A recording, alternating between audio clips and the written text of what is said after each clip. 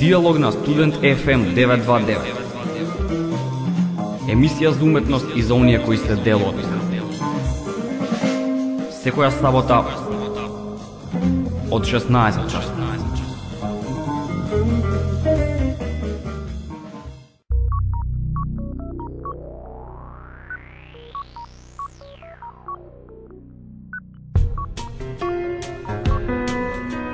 Почитувани слушатели, добар ден и добре дојдовте во уште едно издание на емисијата Диалог. Општиот или заедничкиот наслов на овој серијал е емисија за луѓето кои ја творат уметноста. На моје големо задоволство денеска да го поздравам во студиото на Студент FM 929 Васко Марковски, уметник и новинар или новинар и уметник. Вака едни општи одредници. Најпрвен здраво Васко, добре ни дојде. Здраво Александра, благодарам за убавата најава. Обострано е задоволството. Така, навистина ми е драго да те поздравам тука, ќе си бидеме на ти, се познаваме многу одамна, делиме заедничка љубов спрема радиото, спрема уметноста. Реков вакви општи одредници, па ќе си почнеме понатенане некако да ги објасниме.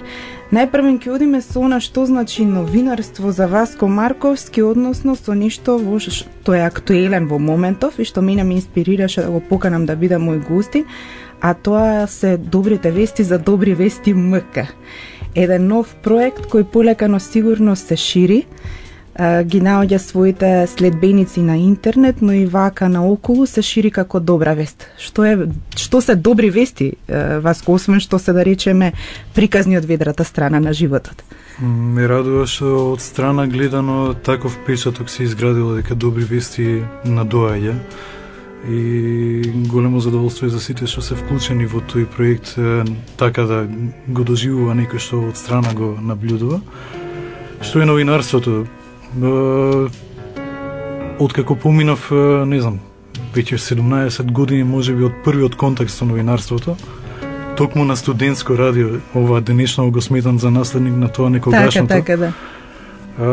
Новинарството, мислам, за мене е веќе начин на живење. Живење со изострени сетила, со детска љубопитност, со еден постојан внатрешен порив да се сподели со луѓето нешто што го забележуваме како работа која што може да им се најде во животот, некаква информација, и мојата лична ориентација споделување на убавите нешта со луѓето, она што сум го сретнал низ моето окружување и ми побудило некаква радост да го споделам со нив. Тука негде е и основата на концептот на Добри вести, веб портал кој што неодамна го започнав заедно со една дружина од пријатели, интересни креативци, секој во своја област, кој што се обидуваме полека го градиме да биде место кој што такви некои радости ќе им пренесува на луѓето понатаму, но не е тривијални, туку нешто што ќе им се наоѓа во животот покрај моментот на уживање што ќе им го даде културниот, уметничкиот аспект на она што го генерираме. Така, ти си еден од ретките колеги кои навистина ги лови добрите работи за да ги пренесе без разлика во кој медиум работи. Токму тоа го забележав и со Добри вести, со еден симпатичен проект 365. Најпрви на овој проект го запознав како хаику дневник на Васко Марковски. Значи, уште една од темите за кои ќе говориме, но на овој проект, значи на порталот Добри вести, може да се сретнат и преубави фотографии, препорака за некој подзаборавен, но добар албум, музички, потоа убави вести во смисла убавени што имаме околу нас, заборавени места, луѓе, настани, се она што може да кажеме дека навистина може да биде добра вест, добар авер. Уште еднаш благодарам за убавите зборови. Ги спомнавме фотографите кои што денеска и мене ми проблесна истата мисла дека многу имаме фотографски аспект присутен во тоа што го пласираме. Имавме среќа да се запознаеме низ животот и да воспоставиме една убава комуникација со многу интересни луѓе кои што гледаат низ објективот. Во моментов ги имаме моите фотографии, ги имаме фотографиите на Ивана Кузмановска, која што работеше на неколку долгорочни проекти со мене во претходните редакции кои што работев. Го имаме Ангел Ситновски Бојс, кој што е многу интересен, сестрена личност, архитект, радиолик од некои времења на нашиот Туба Урбана Фетер. легенда. Урбана легенда, колекционер со огромна збирка на плочи и да не набројувам понатаму. Го имаме од неодамна Васил Боглев, кој што за мене исто така е една фотографска легенда. Значи човек кој што по потекло е од Скопје и живеел и работел во редакциите на времето на НИП Нова Македонија, одселен едно време на северноамериканскиот континент и сега долго време е жител на Сиднеј со неговото семејство. Фотографии кои што препорачам секој да ги види. Така. И самиот се занимаваш со фотографијата, со фотографирање со филм, така би го нарекле, би го дефинирал, исклучиво со филм, да бидеме најасно, нели не е тоа на дигиталното денеска сите што некако се обидуваме нели да го доловиме. И самиот се занимаваш со фотографијата, од каде таа љубов за фотографија? Ајде знам за пишаниот збор, ајде ќе речам некако по годините поминати низ многу радија и кон музиката ми е, од каде фотографијата? Значи, кога велам исклучиво со филм, тоа не значи дека ја подценувам дигиталната фотографија, но некако лично чувствувам презаситеност од записот на дигиталната фотографија, затоа што имав прилика низ годиниве долго време да бидам и еден вид уредник на фотографија на списанието кој што до неодамна го уредував. И не знам како дојде мојот допир со фотографијата, веројатно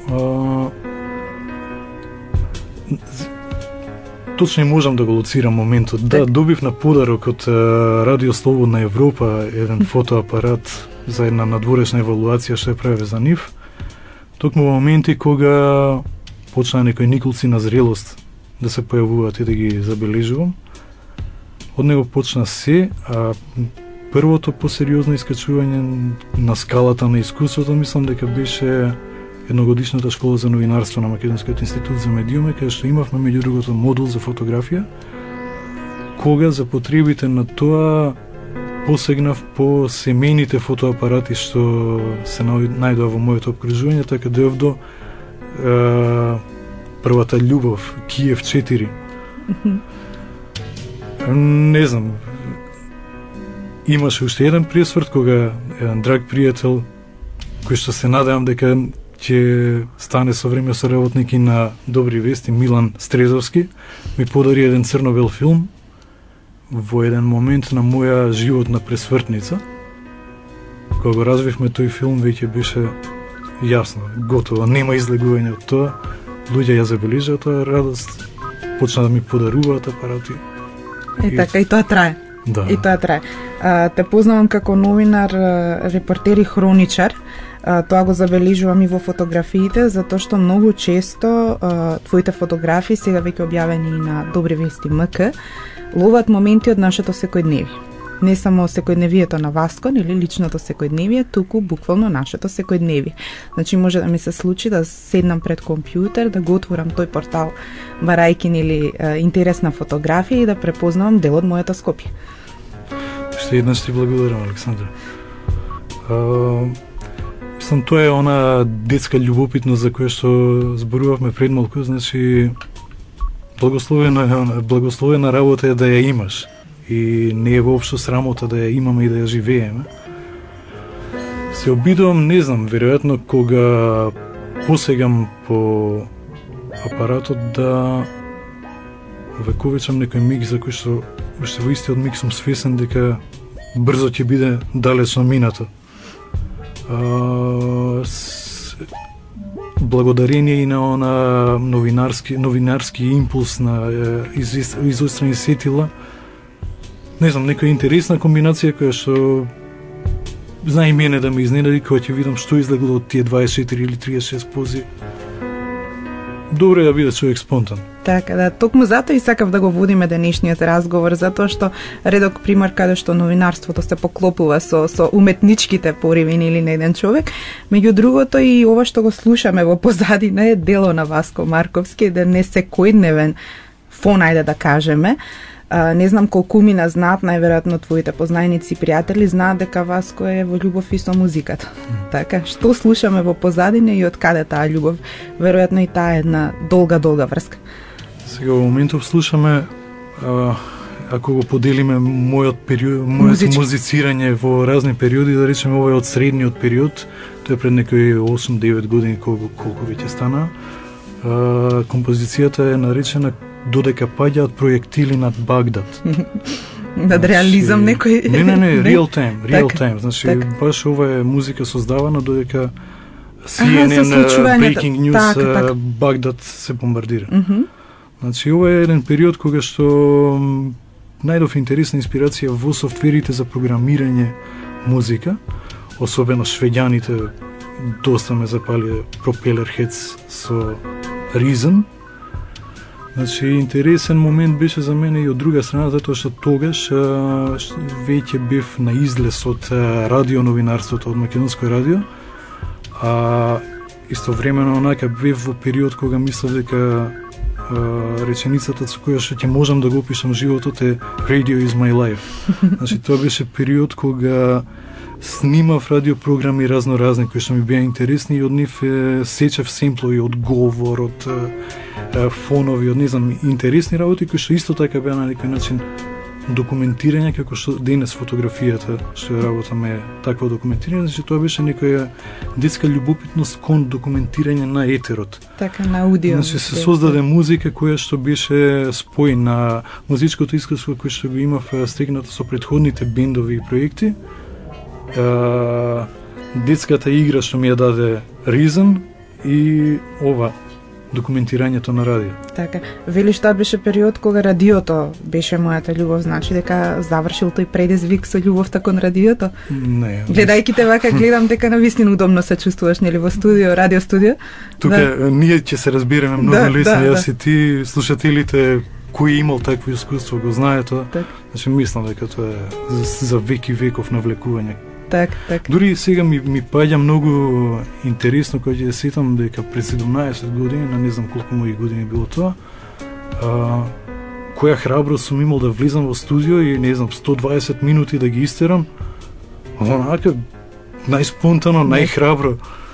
Одлично, значи тоа го дава, спонтаноста ја дава радиото како можност и убаво што ова ни го кажуваш како потек за моите колеги тука и секако за нашите слушатели кои се пред се млади луѓе и студенти.